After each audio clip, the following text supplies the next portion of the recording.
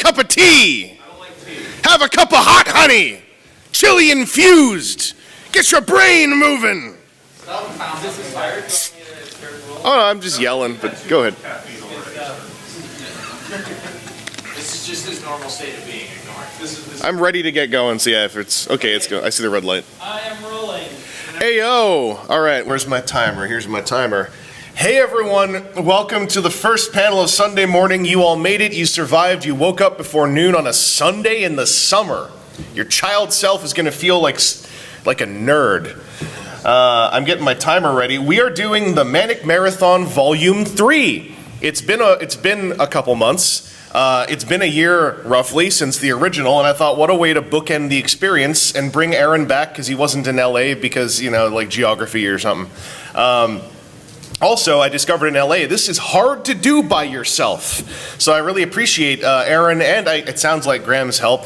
So over here in the front, I just want to give a quick shout out over here. These are my lovely assistants.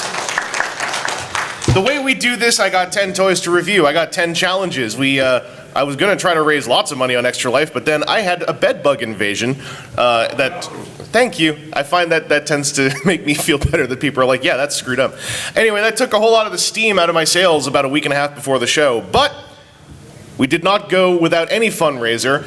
I want to shout out Sam over here who popped a donation in literally in the bar.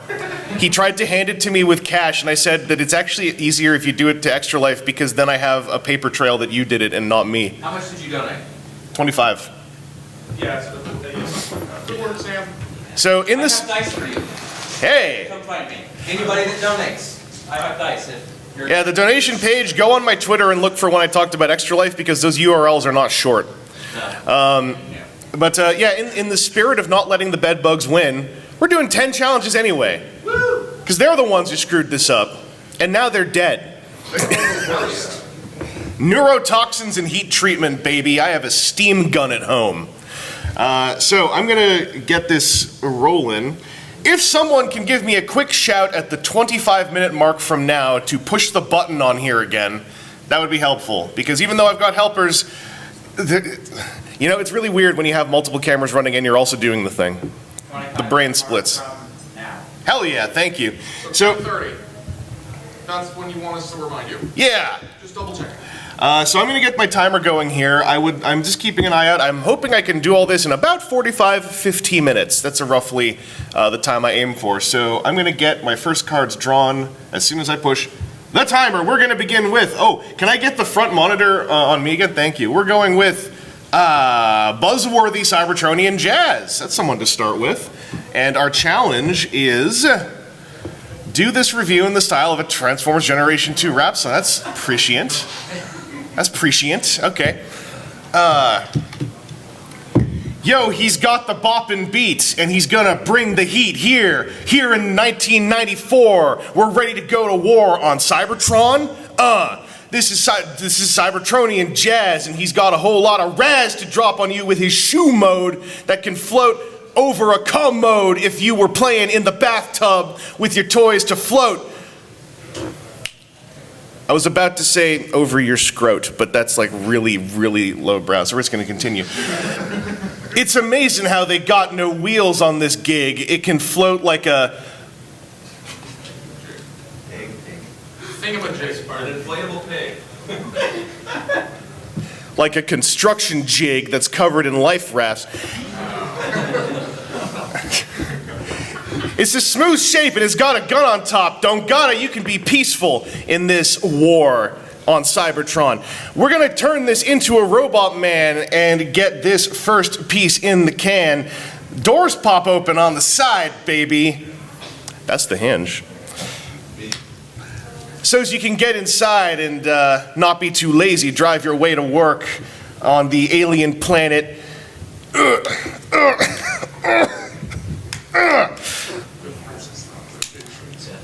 Ain't no way that you're gonna fall out of this car. I also opened these yesterday, I should mention. When you're popping your way to Robo Mode, you notice the smooth action is a real good flow, puts your soul in a happy place with hand feel aplenty, even some extendo knees. that reminds you of those Combiner War,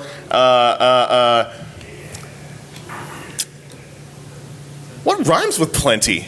Century. Century? That reminds you of the 21st century, first decade when the Combiner Wars took place. Ain't no reason to think too hard about that arms race. Lots of mushroom pegs and spring-loaded gizmos so little men and boys could connect a machismo into big, tall fellas with swappable limbs and lots of distribution woes. Why'd that Stunticon end up in Wave Win? That one's for all the Transformers fans out there.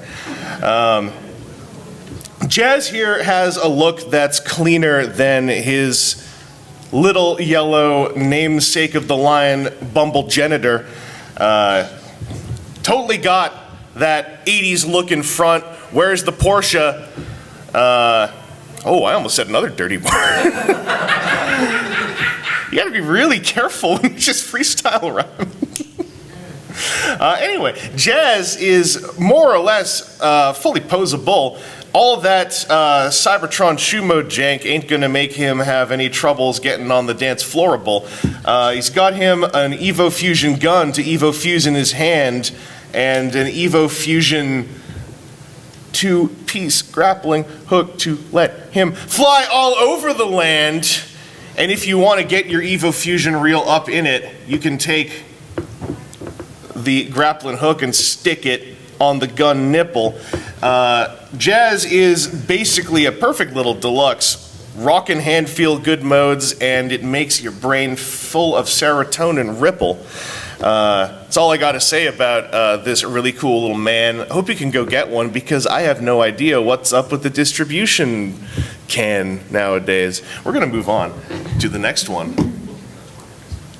Next toy is the Clap Challenge, Beast Alliance Weaponizer 2-pack, Wheeljack and Rhinox. In this review, on top of the normal challenge, Aaron is going to clap at me every time I have to change subject between Wheeljack and Rhinox, while also doing this review without my thumbs.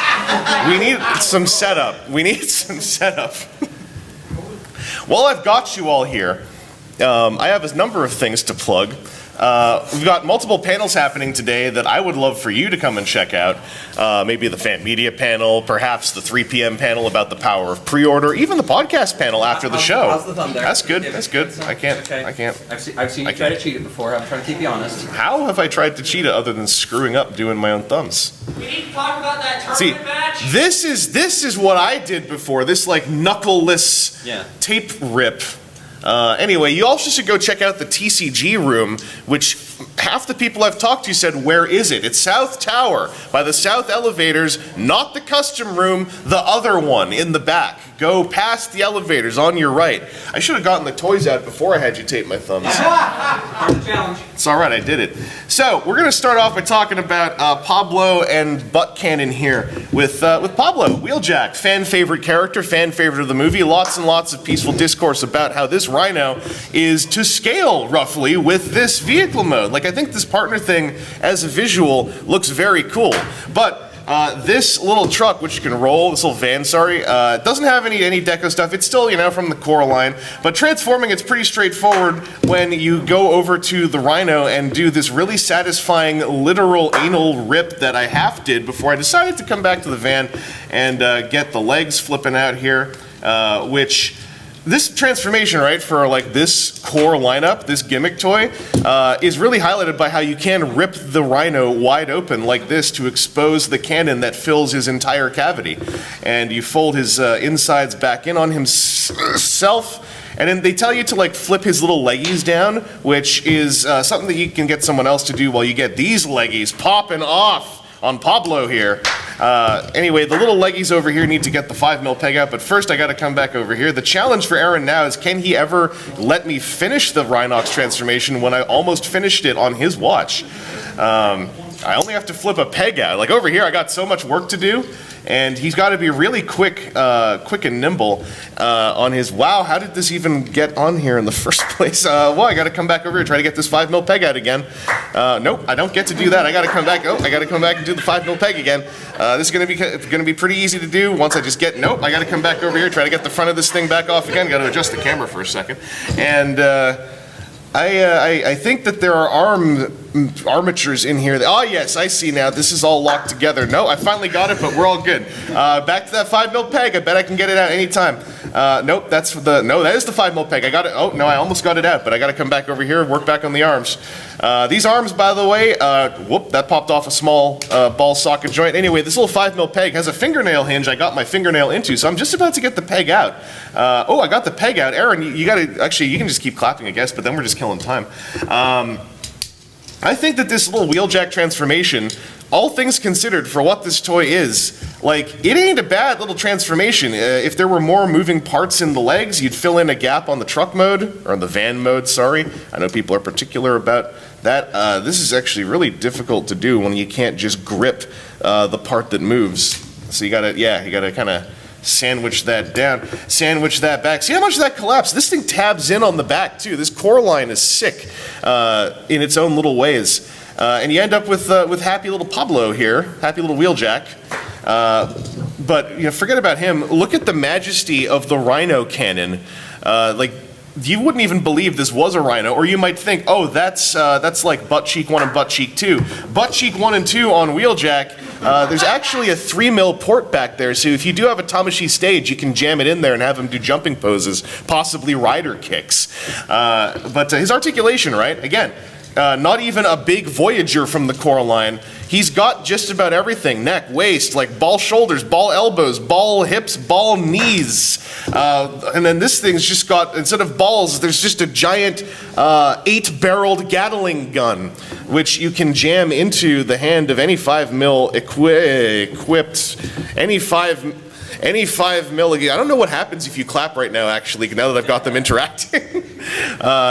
But like, check this out. I think this looks really cool. And I think there's a version of Rise of the Beast where the beasts were to this scale and just like split open into Gatling guns that would have been fun to watch. They could have been like the Beast kids, then they grow up into the big ones. If you can get this on sale like I did, super worth it. Kind of the story of the core line. If you can't get it on sale, then like, I don't know, maybe wait. But as a 2-pack, I dug it. Next up, whilst I'm going to do the cards whilst the tape is getting yanked. Oh, this is the fun of shuffling things, right? Ooh, that's exfoliating. Give me a big, get my knuckle skin all. Ooh, yeah, rip it.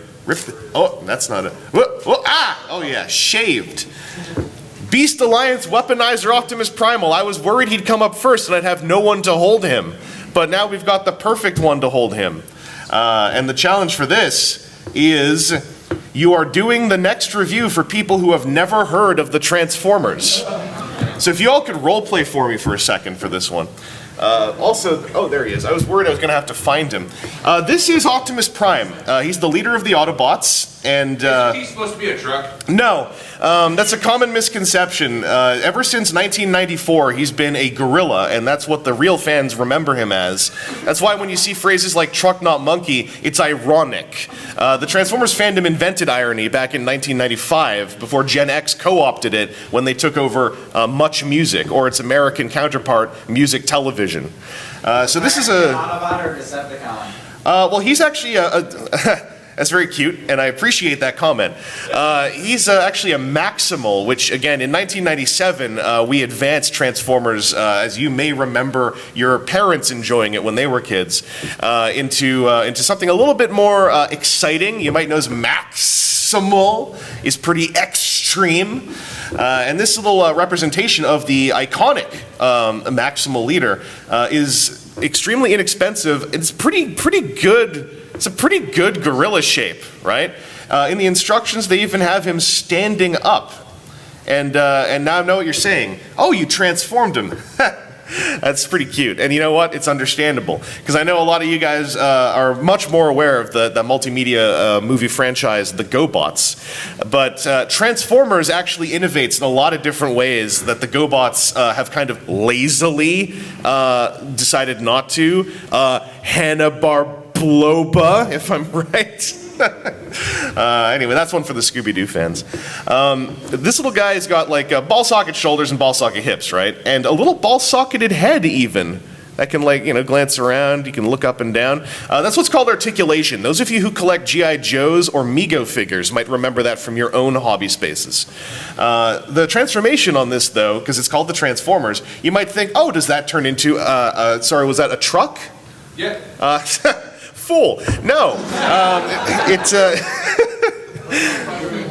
That's a little Transformers joke. You know, we don't use fool the same way as other fandoms do. It's actually a non-derogatory over here in the Transformers fandom. The way this thing transforms, maybe you can guess what's happening as I flip and fold all of his bits and pieces. You turn his head around, you sit him down, and you think, oh, is he going to enjoy a nice banana? No. Going to flip his little gut up like that. We're going to fold this thing up like this. We're going to get these large cylinders to come out of his forearms. Now these are moving on what's called hinges, which is a way for the plastic to organically animate as per the, one could say, by the command of your own hands. Pardon? Does the disemboweling hurt him? Well, in Transformers, that is one of the key story notes in any classic Transformers series, is yes, it hurts to transform. That's why in the independent films by Michael Bay, you'll note a lot of the voice acting tends to involve lots of and every time they do anything. It's because they're in perpetual pain. Is that also why 80% of the movie they're just in car form? Yes, because they're in a relaxing state so that they can build up the next round of sadomasochism in order to do, their gimmick thing and sell some toys. Also, while I'm moving these parts, there are lots of what's called tabs and slots happening here, so that these two parts actually have tabbed and slotted around the waist of the gorilla mode. Tabs and slots are basically like sort of a chasm and a brick that fit together with perfect friction to hold pieces together. Kind of like how houses are built. And at the end... Pardon? Are those related to slot flaps? No, that's something that we can't talk about at the convention before 10 p.m. But afterwards, I'm free to talk about as much as you'd like over in the Quest Bar, over and back here at the Hilton Mississauga Meadowvale. The gorilla gun, as we might call it, is complete. And as you can see, that gorilla didn't turn into a truck, turned into a gun. Something he's done since actually the 1980s. Classically, when Optimus Primal was originally the villain of the Transformers and would turn into a gun to be wielded by his second-in-command, Phytor, he would go on to have a character arc where he felt remorse for his evil ways while flying on a ship with Hot Rod and Zemon, and basically it culminated in how the Maximals came to be. There is only one continuity in Transformers, you see, and that's why it's such an easy property to pick up and enjoy. Because you can watch any Transformers show and basically you're onboarding into a whole world of interconnected storytelling. Anyway, that's how he works, and that's the review segment for now. I'm going to move on to the next one, which is Aaron's Special. This is a fun little thing we're doing. To go with Aaron's Special, the challenge is audience input. Add an extra mode that must be treated as real and official. Anyone got one? And please don't say toilet. We did that in LA. We have a few options. We're trying to see how to be best. Before you see it, just yell out a mode that has to be official. Giraffe. Giraffe? Giraffe. I heard giraffe first, so I'm just going to go with it. So Aaron, we are on a timer, so you do have to get Aaron's Special up here in order for us to proceed. So we're going to have to cover the giraffe mode of, it's Rewind from the Transformers. That's pretty cool. So Rewind here is a classic mini cassette character, and he's been reimagined, obviously, for the newest live-action movie, Rise of the Beasts. And I haven't seen it yet, but I'm pretty sure he must have like a really big feature scene alongside Transit, who I've been hearing a ton about. So this little guy is a modern toy. He seems pretty modernly articulated. There's little detents in the knees even. His shoulders seem to be like they look visually fine, but I don't know how to get you to see my angle. They are very much detached from that torso. He also has a mouth, which is not G1 accurate, I just noticed. It's hard to tell from back there. But he seems to have an accessory. I guess this is in order to like despool a tape. And that's pretty cool. But Rise of the Beast, as we all know, is the debut of the live-action Fusors. And they've got an interesting new take. Stephen Cappell Jr. has kind of seemed to confuse them with triple changers, but to our benefit. Because this little guy has, you might not know this, a giraffe mode. And you'd think, oh, is he just go on all fours and that's that? But no, there's actually something a little bit more intricate to happen here. I just got to remember how the components move on this because this is a test shot prototype. I don't want to break it, but I think if I remember correctly, if you manipulate this piece here around to this part, and then you close the hatch and you attach the giraffe head. Oh, this must be missing the Evo Fusion port that allows for this to happen. Well, there's supposed to be, I'm sorry, this is kind of embarrassing. There's supposed to be an Evo Fusion port down here. This test shot must be incomplete or must have broken in shipping. But this is essentially sorry about this, the giraffe mode. I'm sure that we can get some good product photos done later on, but just imagine, this is that my hand isn't here. And you've basically got like this noble giraffe mode. But in order to complete the Fusor play pattern, you can also transform into an old-timey car.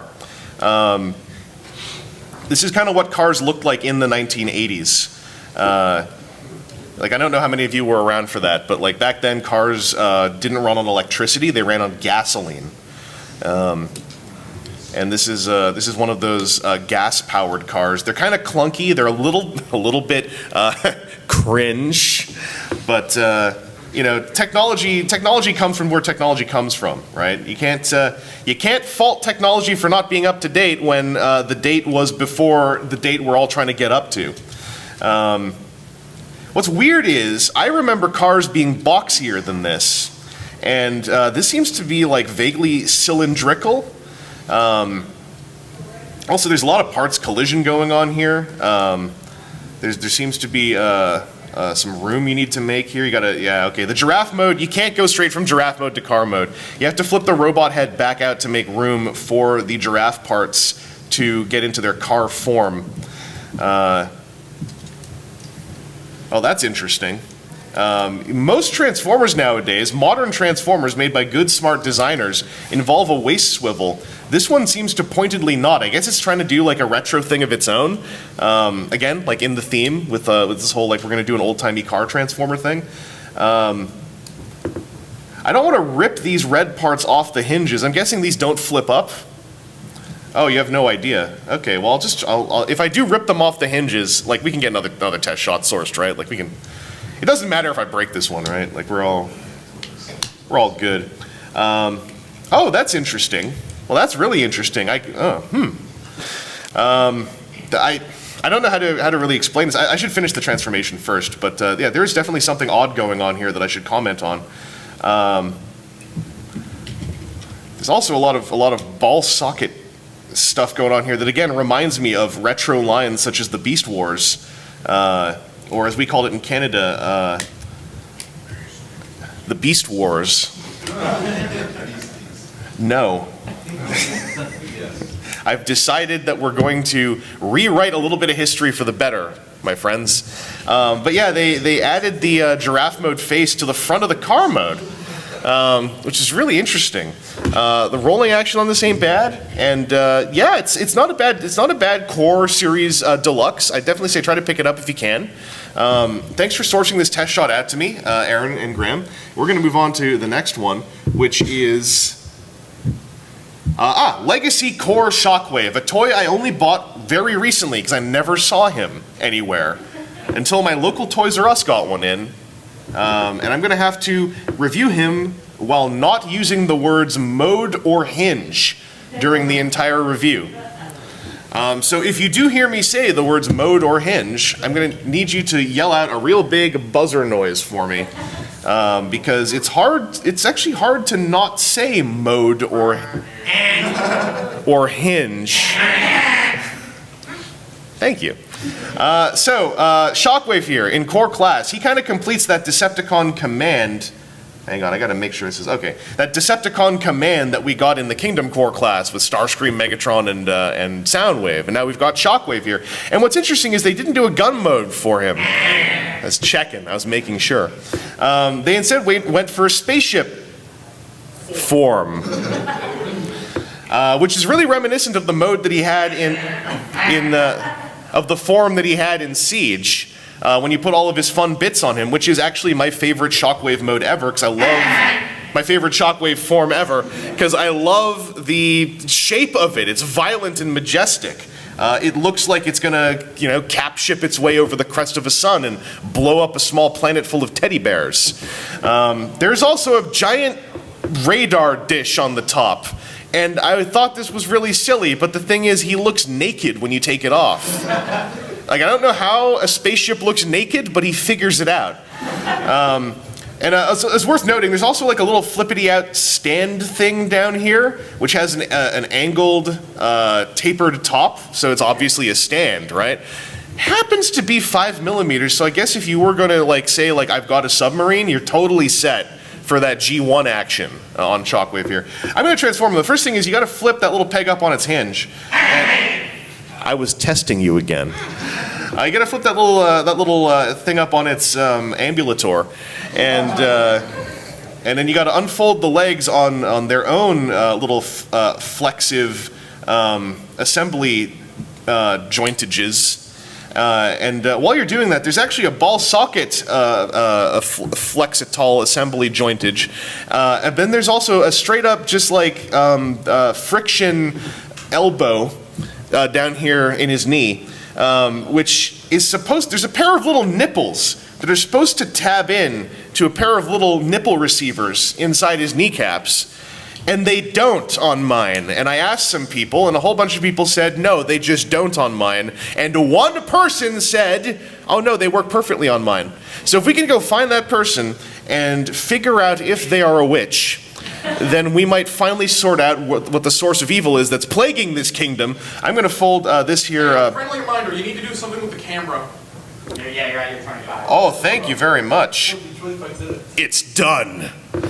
I'm going to fold this backpack down on its backpack pin joint and fold these shoulders down.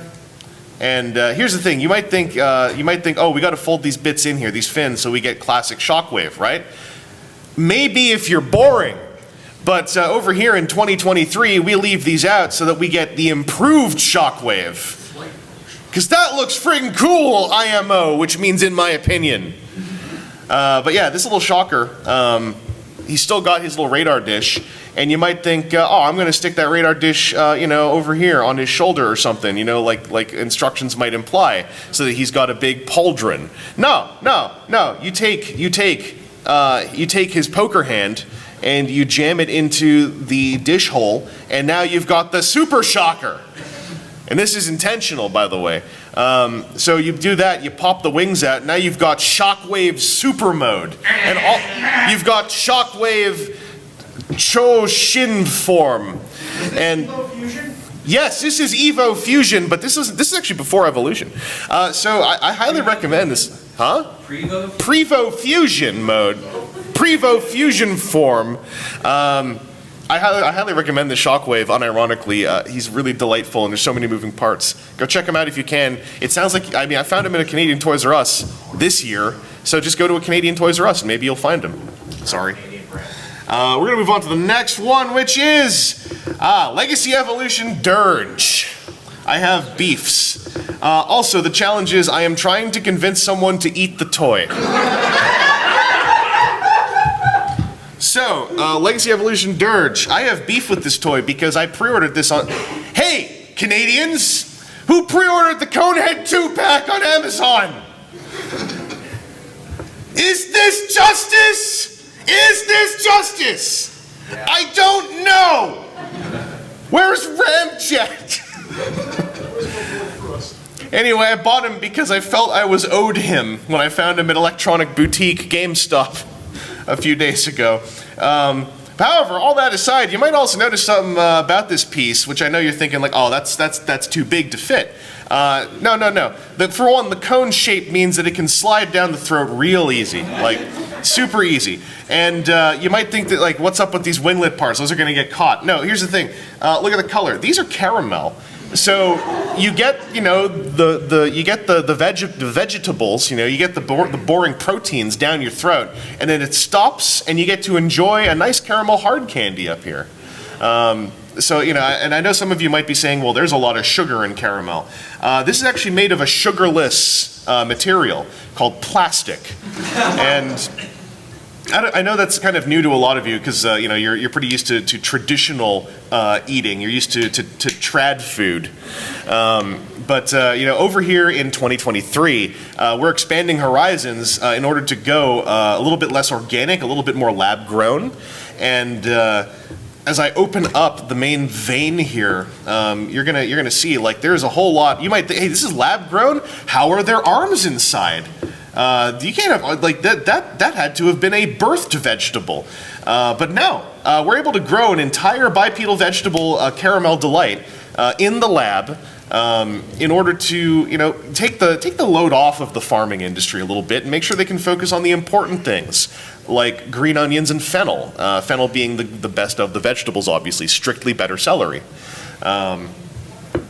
But the deploying elbow function in here means that if you really don't want to deal with, or if you want to savor, in fact, your meal, you don't want to get it, you know, popped down instantly, then you know you can. Oh, this is really organically jammed. Holy moly! Hang on, I gotta warm up the fibers a little bit. Oh, there we go. Oh, there, it's getting. It's like peeling a pomegranate, you know. Once you find the seam, it gets open. But yeah, if you want to have some really delicious flavor combos going on and get a little bit more foodie about you know your vegetables and candy, if you get this kind of amber lemon delight hard candy suckable inside the torso.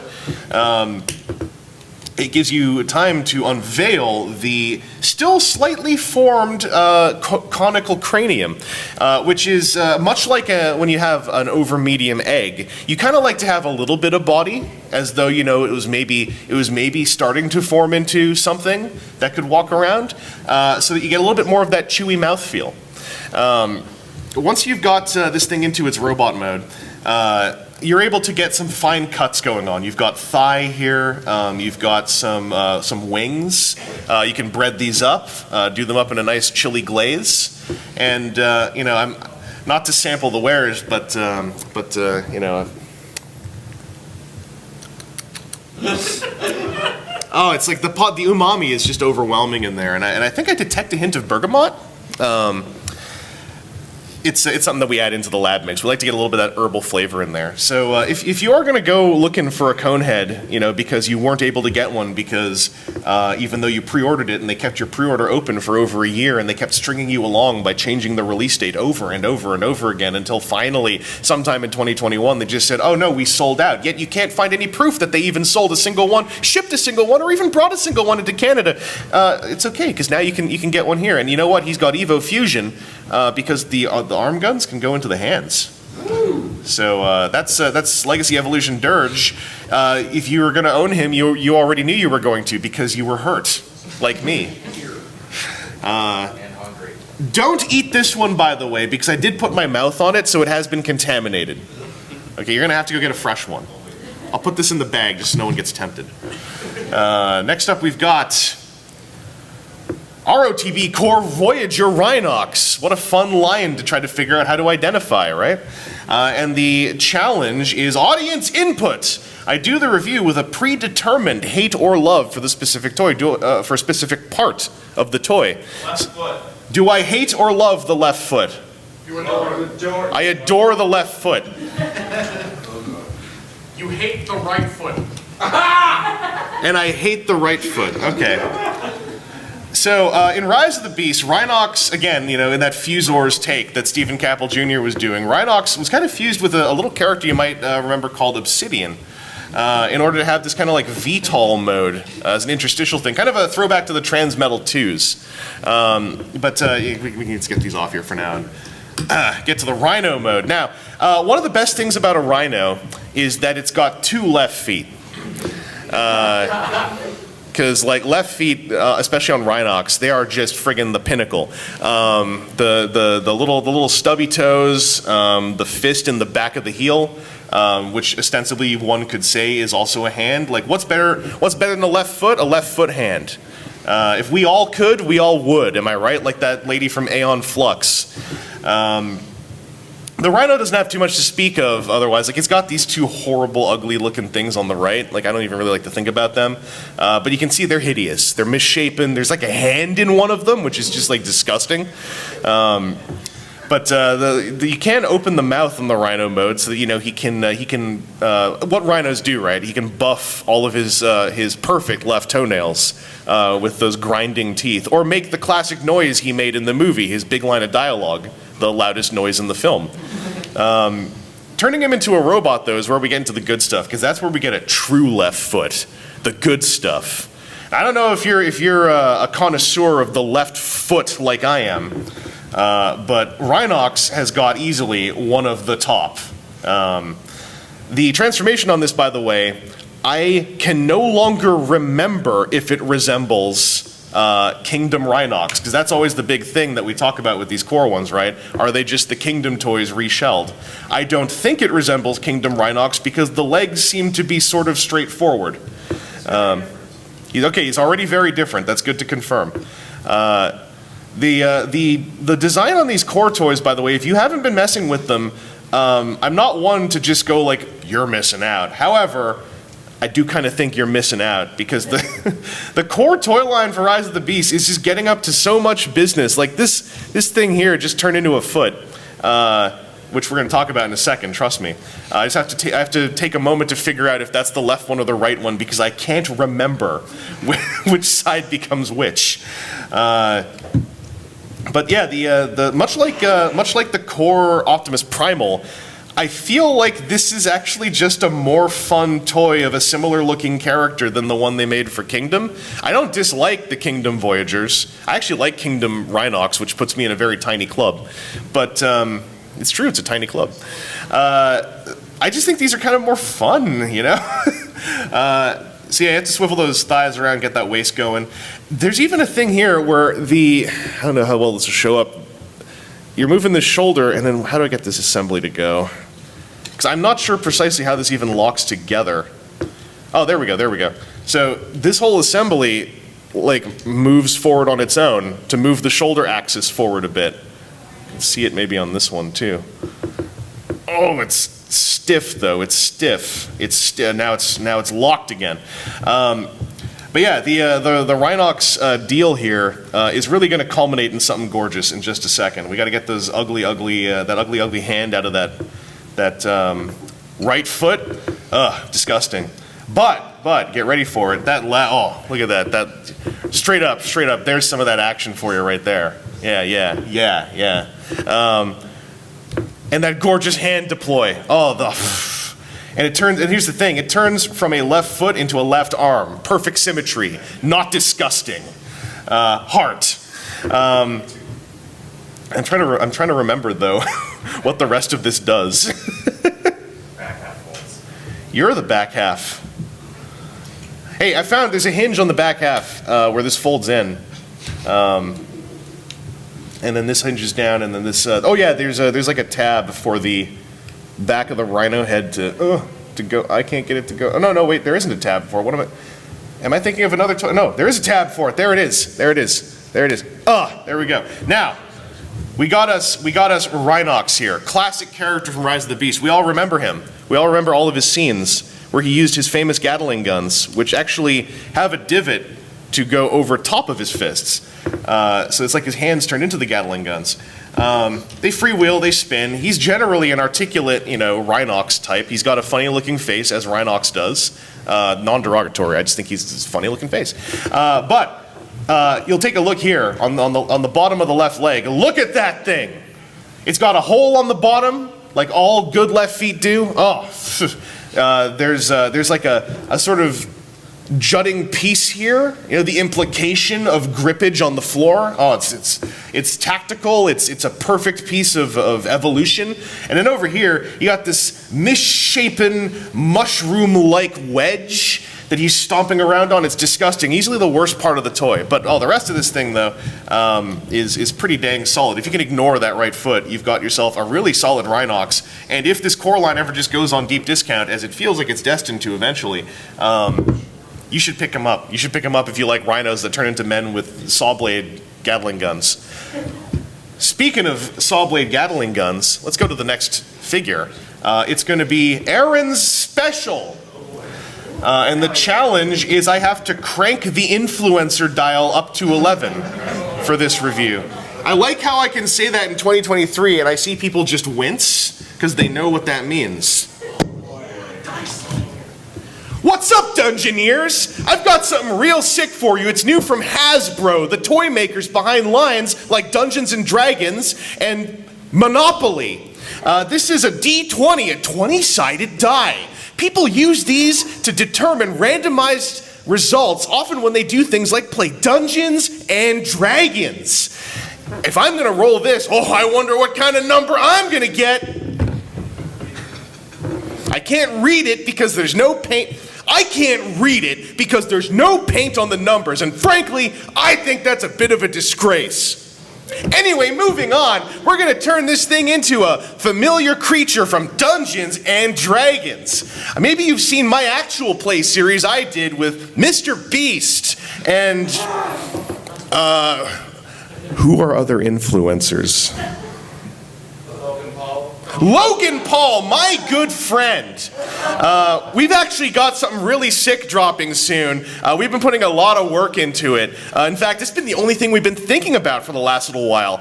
I know a lot of you have been sitting there going like, man, I don't know how I can enjoy a game on my mobile telephone. Well, me and Logan, Logs, got together and we're developing a new app. And it's a game. It's a mobile game for your telephone. We call it Suck Wallet. All you got to do is you're gonna download the app, and once you get the app, we're gonna need you to input all your deets so that we know that you're part of the Low Gang. And once you get your deets in there, you're gonna be hooked into what we call the Suck System. And the Suck Wallet Suck System is a way for us to help you streamline your spending habits by handling your money for you. I know a lot of you sit there going like, I don't know how to decide what to order from Uber Eats. You know, I don't know, I have so many decisions to make when I go to Swarovski. Am I going to get a gold watch or a platinum watch? Well, don't worry, me and Logs are going to handle that for you. All you got to do is, like I said, put all your financial deets into the app. And then once you've got everything settled, within 6 to 12 months, we're going to have some results in the app that are going to result in big gains for you. Because you're going to get a special kind of digital coin. It's called a Suck Coin. And it's going to let you buy things from what we call the Suck Commissary, which is something that we're going to be running online. I don't want to break this thing. I'm not used to these D20s. I usually roll my dice on my mobile telephone app. Really? The other way around? That didn't feel like that was supposed to go that way. Oh, okay, there we go. That didn't feel like that was supposed to go that way. Had to hit the right tones. Anyway, you can find out more about Suck Wallet if you hit up my other channel, Chatting with the Big Vange, or my third channel, Big V Speaks. We got a fourth channel coming up too called Cooking in the Kitchen with Logs and the Big Van, and it's going to be a good time. Oh, I got a little bit of that old Prime in my eye there. Woo. Anyway, what we were talking about, Dungeons and Dragons. Were you expecting that 20-sided D20 to turn into, I almost said something horrible, to turn into A mimic? I forgot what mimics were, and then I was going somewhere else from a movie I saw a long time ago. Anyway, this thing's got one whole point of articulation. Did I say one? I meant two, because you can waggle the tongue. Kind of like the mascot of Suck Wallet, Big Mouth Chompy. Once again, that app is Suck Wallet. You can find it on the Google Play Store and on iOS, or you can go to Logue's own Shopify and purchase the app for yourself. Anyway, this thing ain't bad, but you know what's even better? A can of Prime. I don't have that. I'm not doing a Coke Zero joke. I'm moving on. I just like Coke Zero. Coke Zero's too pure. Everyone's like, you know, are you filling up your cup or whatever? And I'm like, no, I like Coke Zero. I'm not doing a bit. We're gonna do not a bit. We're gonna do Rise of the Beast Core Voyager Optimus Prime. We're coming up on another 25 minutes. Oh, it was blinking at me. And this review of Optimus Prime, each sentence of this review must begin with the next letter of the alphabet. Oh. Can I have a letter to start with, please? F. F. All right, I heard Aaron's F. Hang on, this thing's getting a little bit wiggly. Fooyo! Optimus Prime! Gotta say, I am really surprised that I'm this interested in one more truck Optimus Prime. He's got really G1-esque alt mode that actually boxes up tighter than a lot of other movie G1 alt mode Optimus Primes tend to, because they fold the feet up here, they put a trailer hitch there, and then when you look at the overall shape, it just kind of works, right? He's even got the kitty ears. Just let me turn this into a robot for you, and then we can continue on with all the good stuff. But this transformation, I'm not trying to underplay it. It's pretty darn cool, too. So many flaps and things. Knowing what I know about Optimus Primes over the years, I'm really impressed that they found like yet another way. Oh man, it's right in my eye. Okay. I'm really impressed they found another way to make this classic scheme feel like fresh and inviting. Let me tell you, I was not looking forward to stuff like, oh, the arm's just going to go in here into the sides of the flanks. You'll note, like, the arms are in the back, right? It's a little switch up. All the mass is doing little familiar things, but switching it up ever so slightly. My biggest gripe with this is that, you know, I was trying to remember I don't have a biggest gripe with this. Availability. No lie! Oh yeah, availability. No lie! This thing makes me feel like if I never find the Studio Series version of this under Buzzworthy, which will be at Toys R Us in Canada, where it may or may not be marked up to $50, I'm not sure, I'm fine with this. Only the Coraline has been able to surprise me so much in so many different ways. Please don't get me wrong.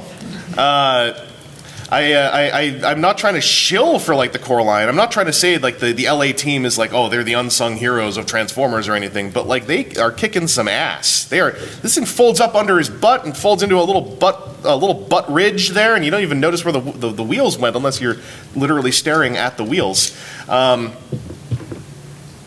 Quite a thing to pull off, making Optimus Prime feel so very fresh. Even the head reveal is like, it's not just a head popping up, it's a whole like double flappy hinge thing. And like the gun is oh wait. Really, the gun is like a you know, a known entity, but for what could have been the most boring, the most straightforward, the most basic of Optimus Primes, you have a posable guy with a somewhat original transformation, a good alt mode, and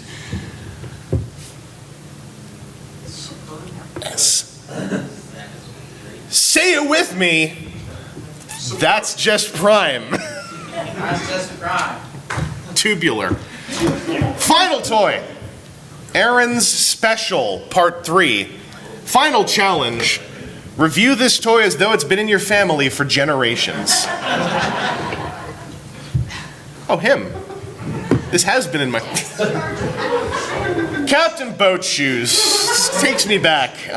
When my great-grandfather first got this back in Hunan province in China, it was something that set my family down a path, really. because we weren't sure, like, are we going to pursue being scientists, physicians, physicists? Are we going to pursue biology? Are we going to pursue construction? Are we going to pursue land ownership? No, we decided we're going to pursue boats. And that was the start of a really big micro industry for me and the entire Vangelis clan. That is my family name, which is that we're gonna get into boat ownership. It took me a sec to remember how that worked. Yeah, this thing was passed down from my great-grandfather to my grandfather, who was the family member that came after my great-grandfather. And he took this to Japan when he competed in the Olympic Games. And you might not know this, but if you take a look at some photos of the Olympic pole vaulting competitions, you can see someone with a little familiar boat shoesy guy in his right pocket. Not many of you know that, but now you do. This then moved on to my dad, who took this with him when he came to Canada and went to a judo club, beat everyone up, immediately got sick of them all being weird dudes, and then went to a fencing club where they weren't going to let him in until they said, hey, wait, is that a boat in your pocket? He said, not just a boat, a robot. And that's the story of how we came to Canada. It's a part of my heritage, and quite frankly, I'm proud of it. This little guy, why do you have this here? Reasons. Where did you find this? Reasons. Interesting. Well, it's been not only has it been 14 years since I reviewed this thing on YouTube, but it's also been a great Manic Marathon panel. I'm awake now. I wasn't sure if I would be able to replace morning coffee with this, but I did it. So thank you all for coming by. We're hitting the end of this panel. What's the next panel so I can do a big plug for them? Oh, right. Oh, hi, Techno. Hey. That's the next panel right there. It's customizing, right? Yes. Yeah, Transformers customizing. Did you all see Cosmos? Yeah. Because I wasn't in the room for it. Did you all see how much Cosmos sold for on the charity auction? Techno. Yeah. Can you pull your Cosmos sold face? Yeah, I wanted to see it in person. Oh, surprise. Yeah, that's a Transformers customizing panel coming up next. Can I also quickly plug, I believe at 1 p.m. there is a Making Media as Transformers Fans on YouTube panel, which should be pretty fun. Can I also mention at 3 p.m. there is a panel all about the power of pre-order, where I am absolutely going to give you absolutely unironic advice about how to get all your pre-orders done simply and easily. It's totally not a bit. It's totally not going to be some kind of giant bit that I'm doing. You should go and check it out.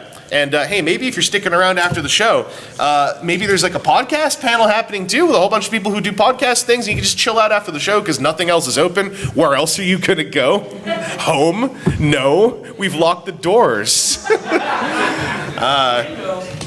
And hey, if you got some downtime in between all of that, TCG room over in the South Tower by the elevators, not the custom room, the room past the elevators. You can learn the game, play the game, maybe dig around, see if you can find some cards you've been looking for. If you just like characters such as Crankcase, he's a common, so you can probably just take one. We are still card game collectors. We don't want you to take the rare ones. These are yours. You should collect these. Anyway, Techno. Go for, what are you showing people here? I'm doing the I have a pass. bag full of customs and here I am visual aids. I brought a bunch of stuff we have a slideshow. So we got a whole bunch of stuff. Hot damn. Anyone in here do customs? Everyone who has their hands down, you're gonna have your hands up in about an hour. Either that or there's gonna be consequences.